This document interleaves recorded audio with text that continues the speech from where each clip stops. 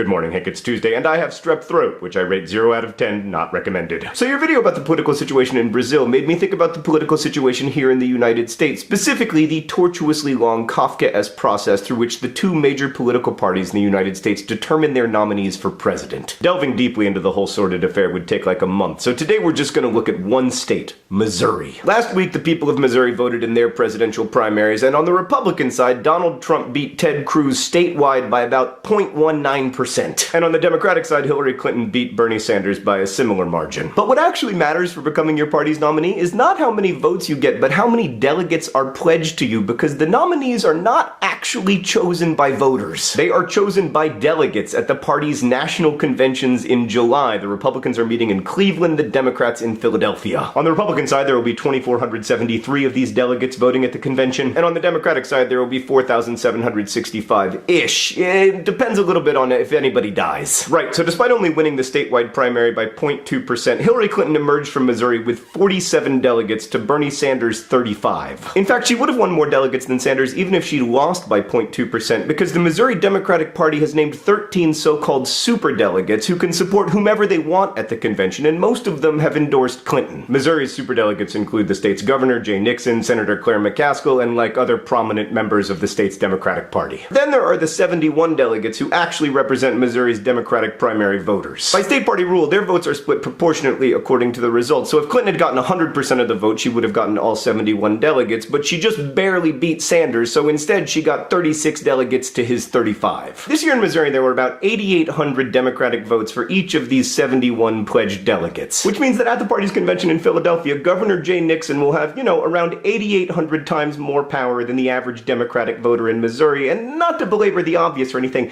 that's not a power distribution generally associated with the word democracy. But wait, there's more. Over on the Republican side, Donald Trump beat Ted Cruz very narrowly statewide, but emerged with 37 delegates to Cruz's 15. And John Kasich, who got 10% of the vote, won no delegates at all. But it wasn't all bad news for Kasich, because on the same day in Ohio, he got 47% of the Republican vote, but all of the state's 66 delegates. That's because the rules of the Republican state party in Ohio dictate that whoever gets the most votes gets all the delegates, whereas the rules created by the state party in Missouri dictate that if no one gets 50%, the winner gets 12 delegates, and then 5 delegates go to the winner of each of Missouri's 8 congressional districts. Trump won the state and 5 of the congressional districts, ergo 37 delegates. Alright, this is going to get a little complicated. A bit of context for non-Americans. There are 435 congressional districts in the United States. Each of these districts elects a congressperson every 2 years who goes to Washington and fails to pass a budget. Presumably they also do other things, but the main thing is to make sure that we don't accidentally pass a budget. Each state gets a certain number of congressional districts based on their population, and after the 2010 census, it was determined that a smaller percentage of Americans lived in Missouri, so they lost a congressional district, while fast-growing states like Arizona and Florida gained districts. But this losing a district offered the state of Missouri an opportunity to redraw its congressional boundaries. Back in 2010, there were 6 congressional districts represented by Republicans and 3 represented by Democrats. If one of those had to go, the Republicans obviously wanted it to be a majority Democratic district, which is what happened because 1, they controlled the state legislature, and 2, one of the Democratic congresspeople helped them because in that process, his district became even more Democratic. Now he's less likely to lose his job. Today, congressional districts in Missouri are drawn mostly in a way that makes the elections within them extremely lopsided. Like in 2014, the 1st congressional district in Missouri voted 73% to 21% for the Democrat. The 3rd district, meanwhile, voted 68% to 27% for the Republican, etc. But per Republican state party rules, no matter which district you win, you get the same 5 delegates. Like in Missouri's 1st congressional district, about 34,000 Republican votes were cast. In the 7th district, it was closer to 150,000. So just by virtue of living in the 1st district instead of the 7th, your Republican primary vote is 5 times more powerful. In short, Hank, all of this is extremely complicated, and none of it is particularly democratic, at least not in the straightforward way we usually imagine democracy. Political parties are weird institutions in the United States, like they're simultaneously public organizations and private clubs. They make their own rules, the rules are constantly changing, but in many cases the rules are regulated by the states. And political parties are powerful, but only insofar as their supporters allow them to have power. Also, they don't really have card-carrying members, but almost every nationally elected figure belongs to one of them. Now, some of this is a legacy from a time when the United States was openly suspicious of what we now call voting rights. I mean, for most of American history, most adults couldn't vote, and political parties served partly as a check against revolution or radical change. In fact, the nominating process has become much more democratic over time. Like as recently as 1968, only 34% of Republican delegates were chosen by primaries, and only 38% 50% of Democratic delegates. And for the last 10 election cycles in both parties, the person with the most overall primary and caucus support has also been the eventual nominee. But that may not be the case this year, and it remains to be seen who will actually wield the power when the party and the people disagree.